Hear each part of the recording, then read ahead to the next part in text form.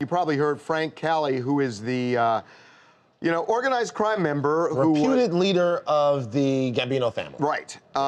Gunned down at his home in Staten Island on Wednesday night. And this would be the first mob hit like this, really, for decades. Yeah, I think since 1985, since Paul Castellano was killed in front of Sparks Steakhouse, which led to John Gotti and Sammy DeBorgravano taking over the Gambino. That's family. right. And so this was a big deal, and it looked to a lot of people like this was a mob hit. Somebody in a blue pickup truck drove by his home. Well, that's what you assume, right? Big-time guy, alleged guy gets hit, you figure that, something going on. So Gianni Russo, who is an actor who was featured in The Godfather, and... Featured? He was Carlo. Right. He's he sold out Sonny Corleone. He is the reason why Sonny was gunned down on the causeway. I mean, he was central to the plot. It was a big deal. And was good friends with Paul Castellano, the person who was gunned down in '85. Right. And so he knows a thing or two about the mob and the way the mob does business. So we got him out, and he doubts the story that this is a mob hit.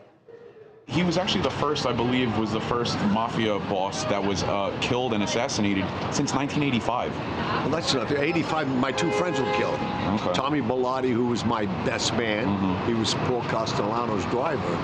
But the thing is why I don't think this is an Italian hit, or a family hit, is because they shot him in front of his family's house. His family was inside, yeah. They don't do that. Do you have any, I know, just based on your knowledge, do you have any idea of who you think might be responsible for this? I think it's probably people who are making big money in the drug business, and he stepped up.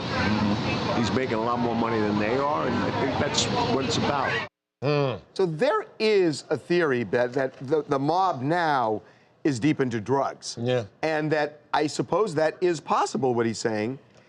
Yeah. You know what I was thinking about? Everyone's wondering, how strong is the mob these days? And to think that drug dealers might have taken on and killed the leader of the Gambino crime family, that's crazy. That's an indication where the mob might be, that it's not as strong as it used to be. Yeah, blur my face.